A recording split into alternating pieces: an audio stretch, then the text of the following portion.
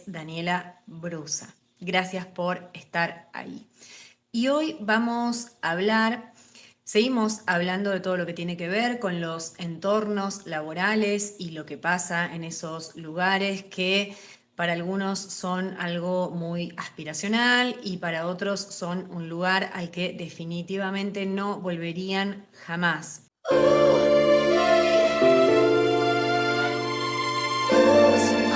En el video anterior dejé una reseña de un libro de Patrick Lencioni, podés ir a verlo y dejarme ahí tus comentarios. Hoy la idea es seguir hablando un poco de él, pero esta vez ya con otro libro en donde nos plantea las 5 disfuncionalidades de un equipo de trabajo. No vamos a analizar las 5 porque realmente el trabajo de él es muy arduo, muy extenso y muy interesante, pero hoy quiero enfocarme en una que es particularmente el miedo al conflicto.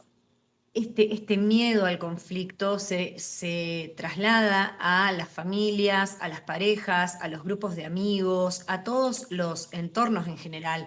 ¿Cuántas veces nos pasa que con esta premisa de, bueno, prefiero tener razón o prefiero estar en paz? Bueno, prefiero estar en paz, pero vamos guardando cosas y eso extrapolado a un equipo de trabajo genera bastantes problemas. Seguramente alguna vez hayas estado en alguna reunión de estas en las que todo pasa rápido, todo se desenvuelve rápido. Al final de la reunión la pregunta es, ¿alguien tiene alguna duda? ¿Alguien tiene algo para decir? Nadie tiene nada para decir, todo está perfecto, nadie plantea nada. Y después los problemas se cocinan, entre comillas, en otro lado. Entonces vemos que al salir de la reunión empiezan a comentar, che, bueno, la verdad esto no está sirviendo, no nos está ayudando, este tema no va ni para atrás ni para adelante. Continúan en otros ámbitos, como por ejemplo los grupos de WhatsApp y demás, y eso termina siendo muchísimo peor para el equipo.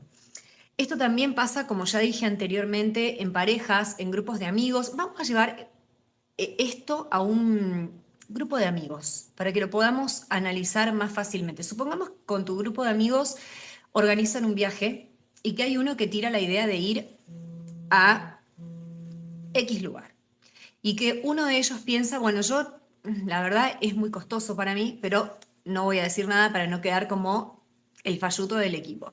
El otro piensa, uy, la verdad que me parece una distancia muy larga, me siento muy cansada, muy cansado. No dice nada para no quedar como problemático. El otro piensa, no es el lugar donde realmente quiero ir y destinaría mis recursos, y se callan. ¿Bien? Entonces van de viaje, todo transcurre aparentemente bien, hasta que en un momento determinado surge un conflicto muchísimo peor, porque quizás alguien habla y dice, uy, yo no quería venir acá. Y ahí se desata un conflicto muchísimo mayor y empiezan un montón de otras cosas que tienen que ver con determinadas situaciones que a veces terminan rompiendo los vínculos y a veces se rompen para siempre. Entonces, lo que Lencioni plantea es que él lo que nos comunica es que los equipos, paradójicamente, los equipos que más suelen tener conflictos son los equipos que más logran ser equipos cohesionados. ¿Por qué?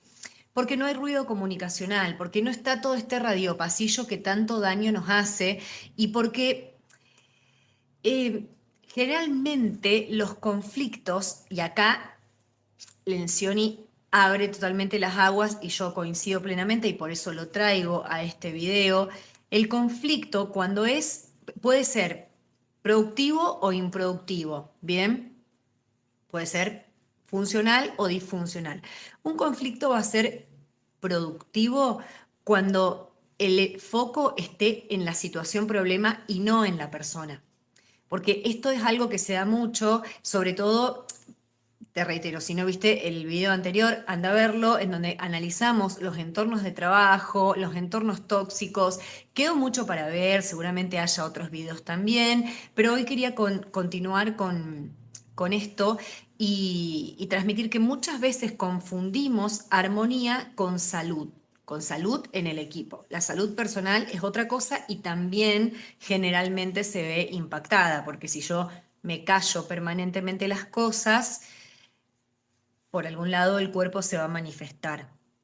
Pero llevado a un equipo de trabajo saludable, solemos confundir este concepto de el silencio, la armonía con el silencio. Entonces nadie dice nada, pero todo el mundo tiene mucho para decir. Y ese es el problema. ¿Qué pasa cuando, cuando en un equipo de trabajo los colaboradores tienen muchas cosas para decir, pero nadie dice nada? ¿Por qué? Porque por lo general, en equipos donde no hay confianza construida, donde no está el concepto de seguridad psicológica, empiezan a aparecer estos problemas en los cuales, ante una situación de roce o de conflicto, el foco se pone en la persona. Entonces, dos personas que entran en un conflicto en su equipo de trabajo dejan de lado la situación problema y empiezan a tirarse con cosas que son personales. Y ahí hay un punto muy importante a separar porque, por supuesto, somos personas cargadas de una subjetividad inmensa y parece que es muy difícil poder hacer una separación correcta de la situación problema y de la persona que le está planteando. Por eso es muy importante volver sobre lo que hablábamos en el video anterior y trabajar sobre el entorno de trabajo, trabajar sobre qué está pasando con esa misión, con esa visión, esos objetivos, esas políticas que puestas en una pared quedan re prolijas, quedan hermosas, pero si no se llevan a la práctica generan este tipo de situaciones. Una vez me pasó que tuve un líder que me planteó lo siguiente. Bueno, te lo voy a decir así de fácil. El 66,66 periódico de mi equipo me entiende, no tiene problemas conmigo, y el 33,33% periódico, que sos vos, sí tiene problemas. Y en realidad lo que estaba pasando es que yo era la única persona que estaba comunicando las cosas en las roundtable, las reuniones de equipo y demás. Lo que pasaba con el 66,66% periódico es que no hablaban ahí, después se hablaba de manera informal, que no puede ser, que cómo puede ser que plantee esto, que otra vez, que no sé qué voy a hacer y demás. Entonces, ahí también se entiende por qué las personas no se suelen atrever a hablar, porque la persona, generalmente el colaborador que quiere brindar un punto de vista o que quiere levantar la mano y decir, bueno, está pasando esto, tenemos que tener cuidado con esto no me gusta, que estés mirando mi pantalla todo el tiempo y viendo lo que estoy haciendo y que hagas chistes de micromanagement, no está bien. Esa persona generalmente es tildada de conflictiva. Sin embargo, siento que hay un cambio perceptual en todo esto y me parece que está muy bueno. Lo estoy viendo en LinkedIn principalmente, lo vi mucho ya, generado de muchas maneras gráficamente, pero lo vi mucho y tiene que ver con que en un entorno tóxico la persona sana va a ser vista como la problemática. Y me encantó porque es realmente de lo mismo de lo que estamos hablando acá. Una persona que está gestionada, que va entendiendo estos conceptos, que puede separar la persona del colaborador, la persona del profesional. Si bien es lo mismo y el abordaje de las cosas siempre es un abordaje integrativo, pero se entiende que si estamos dirimiendo una cuestión que tiene que ver con, por ejemplo, una exportación de un producto y somos distintas áreas las que estamos en un tópico en particular y alguien de comercio exterior, por ejemplo, tiene que levantar la mano para decir, gente, esto así no se puede hacer porque no cumple con los requisitos y demás, ahí hay un conflicto. Y se entiende que de ese conflicto hay que salir con una versión superadora, con un crecimiento, capitalizando aprendizaje. Si esto no pasa, es porque seguramente en ese tópico, en esa reunión, en esa situación, problema en particular, se empiecen a mezclar cuestiones personales que a veces hasta traspasan los límites de lo profesionalmente aceptable, porque eso también es algo que muy debatible. ¿Qué se acepta en los entornos laborales y qué no se aceptan? ¿Cuándo un comentario es chiste? ¿Cuándo deja de ser chiste y pasa a ser una conducta inapropiada? ¿Cuándo estoy viviendo una situación de micromanagement? ¿Qué es el micromanagement? Que es básicamente la persecución constante, estar queriendo saber constantemente dónde está el colaborador, qué está haciendo. contarle los minutos, cuando por lo general en los entornos de trabajo se buscan personas con un perfil profesional que cumplan unos ciertos estándares. La lista de requisitos suele ser enorme. Muchas veces los requisitos son leoninos y no tienen proporción con los beneficios, pero bueno, eso lo hablaremos en otro video, pero suele pasar que los requisitos para un puesto de trabajo están en esta altura de vara y los beneficios están en esta altura de vara. Entonces, eso también va generando una predisposición que no es la mejor. Pero bueno, volviendo a hablar de este tema y de los problemas que genera el miedo al conflicto, hay una fábula que quería traer, que es la fábula del emperador desnudo. No sé si la escucharon alguna vez. La fábula tiene que ver con que hay un emperador que se preocupa solamente por su imagen, es decir, no le importa su pueblo, no le importa gobernar, no le importa la política, le importa solamente su imagen. Entonces, en un determinado momento, llegan supuestos sastres que le dicen que le van a construir un traje especial. ¿Por qué? Porque es un traje mágico. ¿Qué quiere decir esto? Que tiene la posibilidad de que lo puedan ver y lo puedan admirar solamente las personas que estén en el mismo nivel intelectual del emperador. ¿Qué pasó con esto? Que el traje era una mentira. Los sastres no estaban confeccionando un traje para el emperador. Pero cuando el emperador manda al primer funcionario a que lo revise, el funcionario vio que realmente no estaban confeccionando nada, pero no se atrevió a decir que no veía el traje. Entonces volvió y le dijo al emperador que el traje que le estaban construyendo era maravilloso, era genial y demás. Y así siguió el emperador mandando a distintos funcionarios a que revisen este traje mágico que solamente lo veía la gente que tenía el mismo nivel de elevación y de intelecto del emperador. Y a todos les pasó lo mismo. Nadie veía el traje porque no había tal traje. Entonces, el día en el que él decidió salir al pueblo con ese traje, todos hicieron el acting de vestir al emperador y demás, sabiendo que no lo estaban vistiendo realmente, y él sale a la calle y esto se rompe cuando un anciano que sentía que no tenía absolutamente nada que perder, alza la voz y grita: el emperador no tiene ropa. Y ahí todos hicieron una toma de conciencia al mismo tiempo a partir del momento en el cual uno habló. Porque hasta ese momento nadie se animaba a decir que no veía el traje por esto de que si yo no veía el traje no tenía el nivel intelectual que tenía el emperador. Y al final lo que se estaba haciendo era alimentar un delirio, porque la realidad es que el emperador salió a la calle sin ropa. Entonces esto es un poco lo mismo, animarnos a hablar, y siempre que lo hagamos lo debemos hacer utilizando comunicación efectiva y asertiva, siempre dejando en claro que la idea no es extrapolar la situación a la persona, sino que la idea es tratar un conflicto para que ese equipo pase de ser un mero grupo de personas y se vaya acercando a un concepto de equipo cohesionado que pueda construir una versión superadora y que pueda hacer un abordaje de conflictos de manera adecuada. Repito, generalmente los equipos que son de alto rendimiento, son equipos que no le tienen ningún tipo de miedo al conflicto, son equipos que entran al conflicto, pero porque tienen una madurez mental, emocional y profesional que hace que entiendan que cuando están tratando un conflicto, lo están tratando sobre la situación problema y no sobre la persona.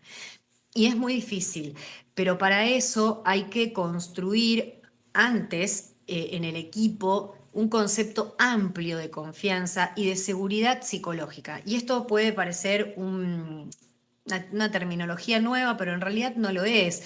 La seguridad psicológica no es más ni menos que la posibilidad de que vos sientas que podés expresarte libremente y que no vas a estar dándote vuelta o que no vas a estar levantándote para ir al baño y van a estar criticándote. Es muy difícil esto, y es muy difícil hacer este abordaje sano y profesional de los conflictos si no tenemos primeramente tratado lo demás.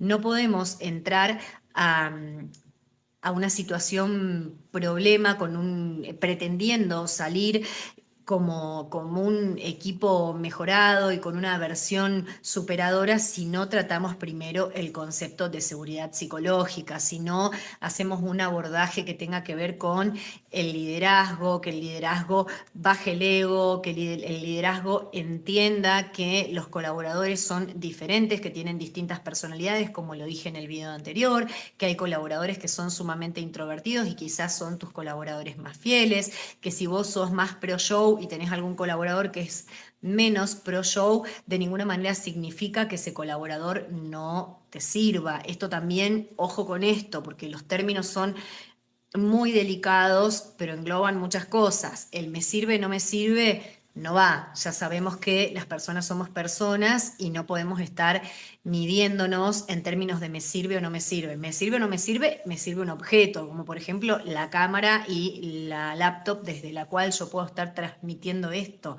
Pero con las personas, con los colaboradores, con los vínculos, no hablamos y no pensamos en términos de me sirve o no me sirve. Por eso es muy importante que el liderazgo empiece a tener un entendimiento del perfil de sus colaboradores. Y que si te toca formar un equipo de cero, no elijas a la gente que a vos te conviene en función de me sirve o no me sirve. Los equipos tienen que ser heterogéneos porque el crecimiento tiene que ser recíproco. Un líder, por el solo hecho de estar en su rol de líder, no significa que no tenga absolutamente más nada que hacer, ni más nada que aprender, ni nada. Al contrario, en la medida en la que vamos avanzando en nuestra carrera profesional, mayor es el caudal de aprendizaje y más permeables tenemos que estar a aprender. Esta es una barrera que hay que erradicar, el viejo modelo del líder que se sienta en la silla y le dice a sus colaboradores, bueno, vamos, trabajen, trabajen, esclavos. Eso ya no va más. El líder tiene que trabajar a la par y tiene que dar el ejemplo, tiene que prender la luz y marcar el camino para los colaboradores para que se puedan entender para que puedan entender que pueden transformarse en personas que tranquilamente pueden ocupar una posición de liderazgo, porque la verdad es que el liderazgo no es algo que está reservado para un cierto grupo de selectas personas. Por supuesto que hay que mejorar, por supuesto que hay que trabajar en uno mismo, aspirar a la mejora continua, profesionalizarse todo el tiempo y demás. Pero se entiende que en un mundo ideal, si vos tenés una buena calidad humana predispuesta a todo este tipo de cosas y también te vas formando y vas mejorando en lo profesional todo el tiempo y te vas capacitando todo el tiempo, puedes ser una persona que puede ocupar una posición de liderazgo. Eso también hay que desmitificarlo, el hecho de que, bueno, gente, aprendan y confórmense, solucionenlo con el psicólogo, traten el fracaso, lo lamento por ustedes si no llegaron a la silla. No, si vos sos líder no podés hablar de esa manera, no podés considerar que vos estás un peldaño más arriba. ¿Estás jugando en otro rol? Sí, estás jugando en otro rol. Si estás en una posición de liderazgo, bueno, sos el líder, lógicamente, ese es tu rol en ese momento determinado, pero no sos ni mejor ni peor que nadie. Y parece realmente una pavada estar aclarando esto en pleno 2026, pero sigue pasando. Sigue ocurriendo, por eso no hay equipos cohesionados, por eso cuesta tanto que se conformen equipos de alto rendimiento, por eso cuesta tanto la comunicación, por eso cuesta tanto entrar en una zona de conflicto de una manera que me haga sentir psicológicamente a salvo, de una manera en la que yo pueda sentir que levantar la mano es algo seguro, porque muchas veces también pasa esto, ¿no? De que el líder puede estar planteando algo y yo como colaborador, colaboradora, puedo estar sabiendo que eso no va a llevar a ningún buen resultado y por miedo a hablar, por miedo a quedar como la conflictiva, como el conflictivo, me callo la boca. Y después termina dándose el escenario que yo tenía en mi cabeza, pero no pasó nada porque no me animé a decirlo. Y ahí viene otro problema más, que es que seguramente el líder se ponga en un lugar de reclamar que por qué nadie se lo anticipó, que por qué nadie le avisó. Y la verdad, ciertamente en ese aspecto tiene razón, pero si no sembrás un terreno fértil que permita que los colaboradores se manifiesten de manera libre y no ya desde un lugar en el que planteo las cosas porque, bueno, ya está, ya no me importa que se prenda fuego. No, no, no, sino de un lugar de genuino compromiso, de un lugar de transparencia en el cual yo me sienta parte de un equipo y quiera estar en este barco y quiera ir en esta dirección. Que no es lo mismo, no es lo mismo vivir que sobrevivir. Esto es más de lo mismo, más de esos conceptos. No es lo mismo estar en un lugar porque, bueno, lo hago, estoy acá por la plata porque la necesito y demás, que todos, por supuesto, necesitamos nuestro trabajo, pero no es lo mismo eso que lograr un sentido de pertenencia. ¿Cómo vas a lograr un sentido de pertenencia? Entre tantas otras cosas, con todo esto, dialogando, haciendo sentir que tus colaboradores tienen seguridad psicológica. No podés hablar mal de tus colaboradores. No puede un colaborador, que esto también lo digo con conocimiento de causa, no puede un colaborador enterarse que vos estás hablando mal de él, porque es tu colaborador, tu colaboradora forma parte de tu equipo, pero tampoco podemos pasar a una situación contraria en la que vos plantees hacia afuera que tenés 3, 4, 5, 6 Maradonas, Messi, lo que sea, y puertas adentro los estés maltratando, porque eso tampoco no va. Son todas situaciones que vamos viendo en los entornos de trabajo y que son perjudiciales. Tanto si vos tenés un colaborador al que no te animás a hablarle, pero después vas con tu gerente colega, tu líder colega y le decís, ay no, este no sé qué hacer, no tiene capacidad de análisis, bla, bla, bla, bla, bla, y la persona se va a enterar. Sabe, si sos líder, que estas cosas siempre se saben. Y ahí se pierde, cuesta un siglo construir un imperio y cuesta un chasquido de dedos destruirlo. Eso en todo, en una relación de pareja, en una amistad, cuesta muchísimo construir y cuesta un chasquido de dedos destruir. Entonces, ocúpate de, si sos líder de tu equipo, de que tu equipo tenga seguridad psicológica, de que tu equipo pueda levantarte la mano tranquilamente sabiendo que vos no estás, no vas a estar yendo a hablar mal de alguien, de un colaborador con tu par, con tu colega, o que tampoco vas a estar vendiendo que son un equipo divino, que son maravillosos, que llegan a resultados hermosos y puertas adentro, ahí es un infierno y no se puede hablar. Y a la persona que habla se la tilda de problemática. Entonces, siempre enfocarse en la situación y reforzar una vez más este tipo de concepto que Lencioni nos trae, que en relación al conflicto hay dos tipos de conflicto, el conflicto constructivo y el conflicto destructivo. El conflicto constructivo siempre va a ser el que se enfoca en la situación problema, mientras que el conflicto destructivo siempre va a ser el que se enfoca en la persona. Cuando yo dejo de lado las cuestiones que estoy dirimiendo a nivel laboral y profesional y empiezo a entrar en un barro en el que mezclo las cosas personales, estoy en un problema. Y yo sé que es muy difícil, que dicho así parece como muy idílico, muy utópico, pero se puede lograr, realmente se puede lograr siempre y cuando se puedan manejar los egos y se pueda ir trabajando sobre estas 5 disfuncionalidades que, bueno, que plantea Lencioni y sobre muchísimas otras cosas más. Porque bueno, nosotros ahora estamos abordando la mirada de Patrick Lencioni en este libro que analiza lo que él considera como las 5 disfuncionalidades de un equipo. Yo estoy de acuerdo con ese libro y por eso lo traigo a este espacio, pero hay muchísimas otras cosas más. ¿Qué pasa, por ejemplo, con el tema de las redes? Porque ahora empecé a ver que en muchas publicaciones hay personas que manifiestan que hay reclutadores que les explican que los pueden llegar a dejar afuera de un proceso de selección en función a lo que vean o no en sus redes sociales. Y esto también es un tema que, por supuesto, Lencioni no lo aborda en su libro porque es un libro anterior a todo lo que tiene que ver con las plataformas digitales y demás. Pero ¿qué pasa con esto también? ¿Entrarías a un equipo de trabajo donde el reclutador de recursos humanos te está diciendo, ojo con lo que pones en las redes, ojo con lo que publicás, porque puede ser que no te contratemos o puede ser que tengas problemas?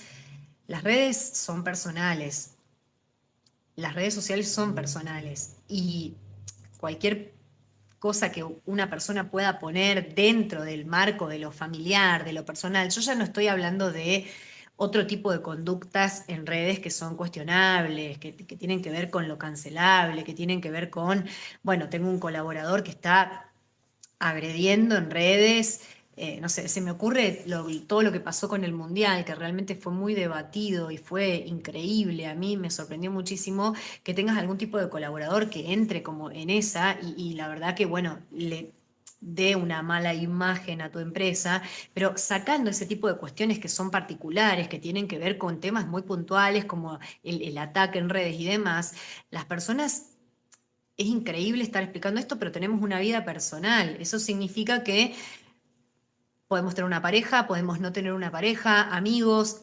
etcétera, y de ninguna manera puede ser que alguien nos diga, bueno, este es mi punto de vista, ¿no? Pero creo que de ninguna manera puede ser que alguien nos diga, podés quedar afuera de un trabajo por lo que pones en tu Instagram.